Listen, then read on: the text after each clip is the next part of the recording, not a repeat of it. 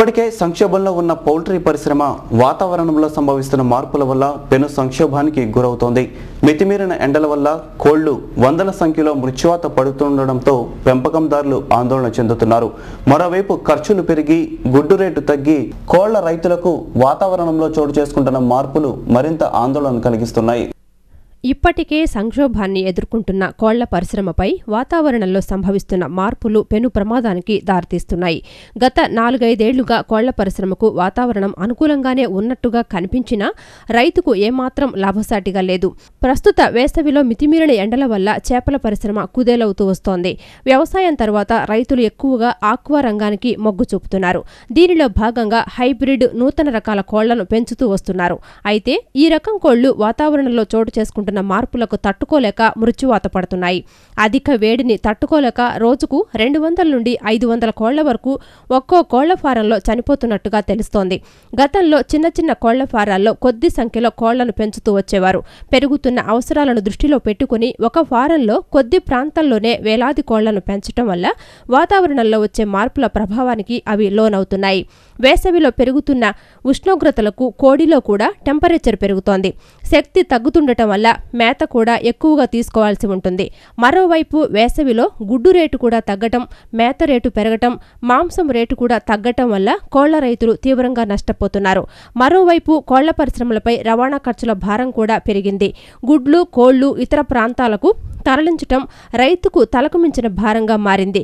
వేసవిలో గుడ్లు పెట్టే సామర్థ్యం కూడా తగ్గటంతో రైతు మరింత ఆర్థికంగా నష్టపోతున్నాడు. ప్రస్తుతం రైతులు పెంచుతున్న కోళ్ల రకాలకు భిన్నంగా మారుతున్న పరిస్థితులు, ఒత్తిడి, వాతావరణంలో మార్పులను దృష్టిలో పెట్టుకుని కొత్త రకాలను సృష్టించాల్సి ఉంది.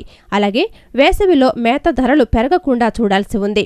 నష్టాలు ఎదురవుతుంటే ఎక్కువ కాలం కోళ్ల పరిశ్రమలను రైతులు నిర్వహించలేరని, రైతులకు లాభదాయకంగా కొత్త రకాలను సృష్టించేందుకు చర్యలు తీసుకోవాలని రైతులు కోరుతున్నారు. అంతర్జాతీయ రోబో పోటీలకు వినూత్నంగా ఉండే రోబోను ఆవిష్కరించాలనే ఆలోచనకు పదును పెట్టారు బెజవాడ కుర్రాళ్లు. ఆ రోబోతో రకరకాల విన్యాసాలను చేయించడంతో పాటు ఉపయోగకరంగా ఉండేలా రూపొందించాలని భావించారు. పాము ఆకారంలో ఉండే రోబోకు ప్రాణం పోశారు. పీవీపీ సిద్ధార్థ ఇంజనీరింగ్ కళాశాల విద్యార్థులు కరవని పాముపై ప్రత్యేక కథనం. అంతర్జాతీయ రోబో పోటీలకు వినూత్నంగా ఉండే రోబోను ఆవిష్కరించాలనే ఆలోచనకు పదును పెట్టారు బెజవాడ కుర్రాళ్లు. ఆ రోబోతో రకరకాల విన్యాసాలు చేయించడంతో పాటు ఉపయోగకరంగా ఉండేందుకు రూపొందించాలని భావించారు. ఆలోచన నుంచి రూపొందించిందే సర్పంటైన్ పాము ఆకారంలో ఉండే రోబో. ఈ రోబోకు ప్రాణం పోశారు పీవీపీ సిద్ధార్థ ఇంజనీరింగ్ విద్యార్థులు. దేశంలో 70% మంది రక్తహీనతతో బాధపడుతున్నారని డాక్టర్ శశిబాల తెలిపారు. పోషకాహారం లోపం కారణంగానే ఈ వ్యాధి బారిన పడుతున్నారని తెలియజేశారు.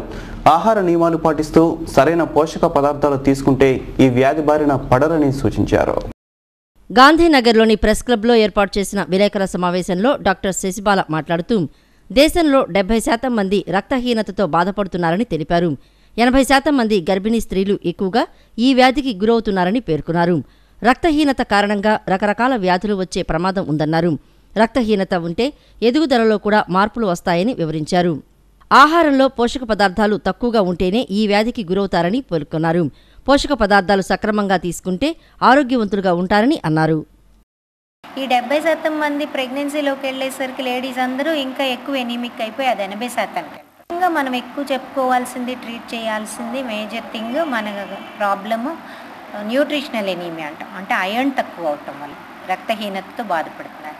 ఇతరత్ర కారణాలు వేరే ఉంటే కానీ ఎర్ర రక్త కణాలు తొందరగా డిస్ట్రాయ్ అవటం, సామాన్యంగా 3 నెలలు ఉంటాయి ఎర్ర రక్త కణాలు, అంతకన్నా ముందే అవి డిస్ట్రాయ్ అవటం, అవి కొన్ని జెనెటిక్ రీజన్స్ ఉంటాయి, కొన్ని ఇంక వేరే కారణాలు ఉంటాయి.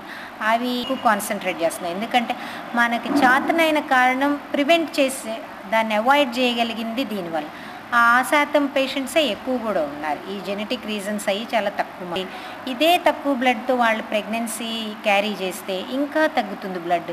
సో వాళ్ళ తక్కువ బ్లడ్తో ప్రెగ్నెన్సీ ఉండేసరికి లోపల ఉన్న బిడ్డకు కూడా తక్కువ బ్లడ్ వెళ్తుంది. మళ్ళీ వీళ్ళకి అలాగే తక్కువ లో బర్త్ వెయిట్ అంటాం, అంటే తక్కువ బరువు ఉండే బిడ్డలు పుడతారు. ఆ బిడ్డలకు కూడా సేమ్ ప్రాబ్లం ఇలాగే కంటిన్యూ అవుతుంది. ఇప్పుడు కాసేపు ప్రకటనలో